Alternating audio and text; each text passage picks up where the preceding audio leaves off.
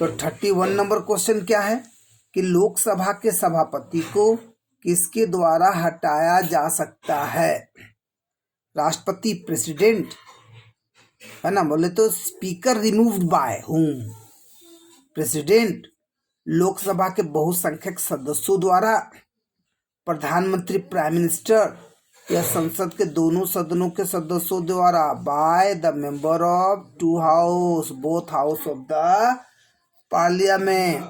तो बताओ, सभापति को अगर हटाना होगा स्पीकर को, तो कैसे हटाने का काम किया जाएगा? चलो जी, आंसर दीजिए फटाफट। तो आंसर क्या होगा? आपने देखा इसका, लोकसभा के बहुसंख्यक सदस्यों द्वारा, ठीक है। और सभापति, स्पीकर को हटाने के लिए प्रेसिडेंट, प्राइम मिनिस्टर, दोनों हाउस की जरूरत नहीं है। राज्यसभा बोले तो काउंसिल ऑफ स्टेट्स के चुनाव हेतु एक अभ्यर्थी की आयु निम्न में से कम होनी चाहिए: 35 वर्ष, 25 वर्ष, 30 वर्ष या 40 वर्ष। तो आंसर क्या होगा इसका? तो 30 वर्ष। याद रखोगे, 30 वर्ष, है ना। राज्यसभा के चुनाव के लिए कितना? 30 वर्ष। भारत के निम्न पदासीन, याद रखोगे क्या कहा जा रहा?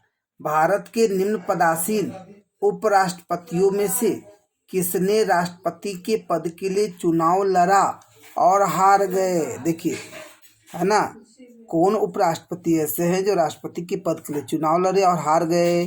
राधाकृष्णन, वीवी गिरी, भैरू सिंह शेखावत, और बी और सी दोनों, मतलब वीवी गिरी और भैरू सिंह शेखावत दोनों।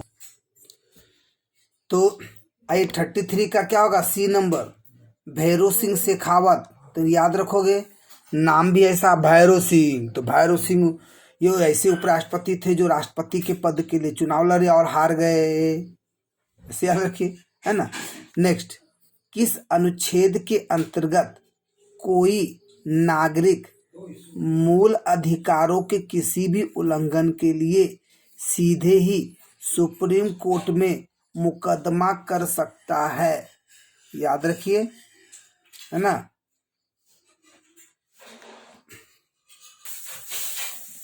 चलिए, तो देखोगे आर्टिकल 33, 34, 31, 32 क्या होगा जी आंसर? अगर किसी तरह का उल्लंघन हो तो सुप्रीम कोर्ट में मुकदमा कर सकता है। क्या होगा आंसर? तो 34 का डी, 32, सर यही ना है जी।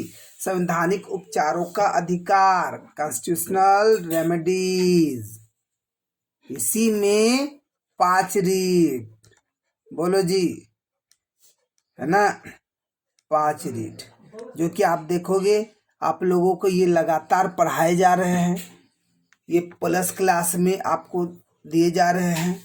कॉन्स्टिट्यूशन और इकोनॉमिक्स के क्लास और तो देख सकते हैं, है ना, दो चल रहे हैं। और तो इसीलिए क्लास पे जरूर से जरूर फोकस करें। नेक्स्ट देखोगे, चुनावों के दौरान राजनीतिक दलों और उम्मीदवारों द्वारा अनुपालन किए जाने वाले आदर्श आचरण संहिता है। जाहिर सी बात है, जब भी इलेक्शन होती है स्टार्ट, तो उस समय जो भी पॉलिटिकल पार्टी होती है, जो भी कैंडिडेट होते हैं, उनके द्वारा क्या क्या रूल, है ना, होते हैं, ठीक है, उसकी आचरण संहिता क्या होती है। तो यहाँ पर देख सकते 4 ऑप्शन दिख रहा है। उच्चतम न्यायालय द्वारा दिया गया आदेश, मान्यता प्राप्त पॉलिटिकल पार्टी के बीच स्वीकृत समझौते द्वारा सहमत, भारत के संविधान में निर्धारित, या लोक प्रतिनिधित्व अधिनियम 1951 में विनिर्दिष्ट। चलिए जी, क्या होगा आंसर में देखिए। चलिए, क्या होगा आंसर जी? तो देखो 35 का डी, याद रखोगे, 35 का डी, लोक प्रतिनिधित्व अधिनियम 1951 में विनिर्दिष्ट। तो इसी में आप देखोगे उल्लेख भी मिलता है कि चुनाव के दौरान जो होंगे पॉलिटिकल पार्टी और कैंडिडेट द्वारा कौन कौन सा रूल ठीक है, आदेश आचरण संहिता के अंतर्गत होंगे। नेक्स्ट, स्वतंत्र भारत में निम्न में से कौन सी प्रणाली लोकतंत्र डेमोक्रेसी के वास्तविक आधार के ही विपरीत जाती है? आधार के विपरीत ही जाती है। ठीक है, तो दलीय प्रणाली, संसदीय प्रणाली, जातीय व्यवस्था या आर्थिक प्रणाली ठीक है, क्या होगा आप देख सकते हो। तो देखोगे संसदीय 36 का बी, संसदीय प्रणाली। ठीक है, ये सबको याद करते हुए चलेगी। तो क्या कहा जा रहा, संसदीय प्रणाली लोकतंत्र के वास्तविक आधार के विपरीत जाती है। अच्छा, निम्न में से कौन सा दल राष्ट्रीय राजनीतिक दल नहीं है? कौन सा है ना जी? भारतीय communist party, Bharatiya Janata party, Telugu Desam या इंडियन नेशनल कांग्रेस। देखिए कौन नहीं है, तो कौन नहीं है देखिए पता कीजिए। चलिए बहुत अच्छा है, दीक्षा ने दिया ऑप्शन। कोई और जी, और कोई? ठीक है, तो देखो 37 का सी, गुड, बहुत अच्छी बात है। तो तेलुगु देशम जो है वो राष्ट्रीय नेशनल पॉलिटिकल पार्टी में नहीं आता है ना। बाकी तो देखोगे आता है, भारतीय कम्युनिस्ट पार्टी, भाजपा तो है, इंडियन नेशनल कांग्रेस, तो ये तो 3 हो गया, बच गया एक, ये नहीं आता नहीं जी। नेक्स्ट, चुनाव के, अच्छा, निम्न में से किस अनुच्छेद के अनुसार भारतीय संविधान अंतर्राज्य परिषद के संबंध में प्रावधान करता है? ठीक है जी हाँ, तो क्या है, अनुच्छेद 262, 263, 264, 265।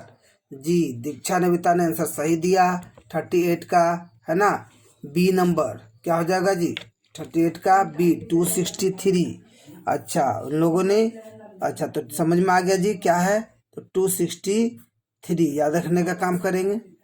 तो अंतर्राज्यीय परिषद बोले तो आईसी, इंटर स्टेट काउंसिल, तो इंटर स्टेट काउंसिल का उल्लेख आर्टिकल 263 के अंतर्गत देखने को मिलती। तो आंसर आपने चेक कर लिया। नेक्स्ट, अशोक मेहता समिति ने पंचायती राज के लिए, देखिए अशोक मेहता समिति किससे रिलेटेड है? ये पंचायती राज। इसके लिए किस प्रतिमान की संस्तुति की थी? 1 स्तरीय, 2 स्तरीय, 3 स्तरीय, 4 स्तरीय। चलिए आइए चेक करते हैं इसका आंसर क्या होगा 39 का। तो 39 का देखो बी नंबर, 2 स्तरीय, क्योंकि देखो 3 स्तरीय तो ये बलवंत राय मेहता से रिलेटेड है जी, तो आपका आंसर क्या होगा? B number. ठीक है, तो 2 स्तरीय। ठीक है, नेक्स्ट, भारतीय संसद के दोनों सदनों की संयुक्त बैठक बोले तो ज्वाइंट सिटिंग, ज्वाइंट सेशन की अध्यक्षता कौन करेगा जी?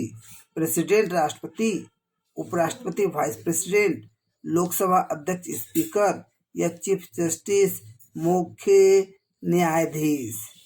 चलिए जी फटाफट बताइए कौन इसकी अध्यक्षता करने का काम करेगा? क्या होगा ध्यान दीजिए। तो बैठक कौन करता है? चलिए यहाँ पर आप देखोगे लोकसभा स्पीकर, जो अध्यक्ष होते हैं स्पीकर, वही ज्वाइंट सेशन की क्या करते हैं? अध्यक्षता करते हैं। ठीक है, नेक्स्ट,